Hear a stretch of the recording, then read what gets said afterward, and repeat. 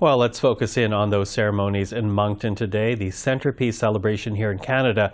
It was attended by many, including our next guest. Berkley Lawrence is a Canadian veteran. He served 33 years in the Royal Canadian Signals Corp before retiring as a Master Warrant Officer. These days, Mr. Lawrence is the Dominion First Vice President with the Royal Canadian Legion. Mr. Lawrence, thank you for taking the time. My pleasure, Michael. You know, as we've been saying, today is the 80th anniversary of D-Day, but commemorations have been going on all week in Moncton. 2 weeks ago, you took part in a repatriation ceremony that brought back to St. John's the remains of an unknown soldier from Newfoundland. What has it been like for you to see Canadians come out to remember and ultimately to honor the sacrifices made by the men and women who served? It was very rewarding today to be in Moncton to celebrate with the people of New Brunswick and all the Canadians that tuned in to see the presentations today and the ceremonies, especially to see the youth. We had a great number of youth here in Moncton, cadets.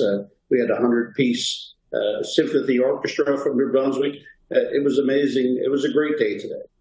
A great day. And, you know, there are very few surviving veterans from World War II, not surprising, as soldiers who were, for example, 18 when D-Day happened would now be 98.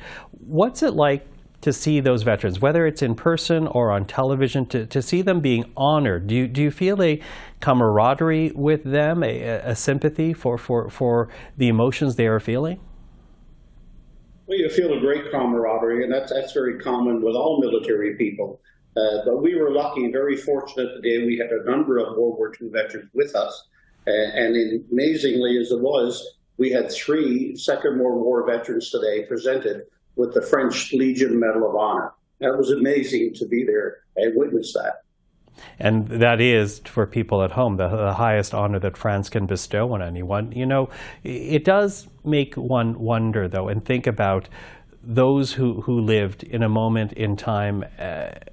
They eventually will pass away, and all that we'll be left with are their stories. Are you worried that Canadians will forget those stories and really the lessons they hold when the veterans of D-Day are no longer here? Well, of course, there's a great concern of all of us, especially us in the Legion, as the guardians of remembrance, that we continue their stories. And today was a great day to get those stories out to the public, especially with those 3 receiving the Medal of Honor today. Of course, it's a concern, and it's going to be a concern going forward. Next year will be the celebration of VE Day for 80 years, so hopefully we'll still have a few Second World War veterans around to tell their stories again next year. Mm-hmm. Can you talk to us a bit, Mr. Lawrence, about what the Legion actually does in terms of keeping those memories and those lessons alive? Well, we have our own ceremonies, of course. The national ceremony in Ottawa on the 11th of November. Legions across the country do remembrance ceremonies throughout the year. In Newfoundland, where I come from, we do one on the 1st of July, which is Memorial Day in Newfoundland. And as you alluded to in your introduction, we just brought back the unknown soldier to Newfoundland. So we will have a big celebration and commemoration of that specific event on the 1st of July. And again, all across the country on the 11th of November.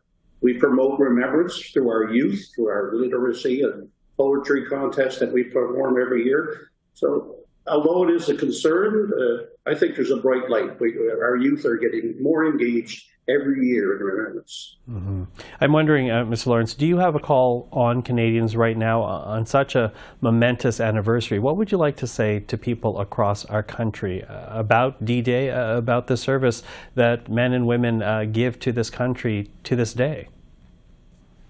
Well, of course, D-Day, you know, it turned the tide in the Second World War. It led to the end of the war. It was a great victory for the Allied forces, and Canada's participation on D-Day, where Canada punched well above its weight, was the only Allied country to advance the furthest on D-Day. So for all Canadians, it's very, very important to remember D-Day because it gives us the freedom that we have today. It started to end the Second World War.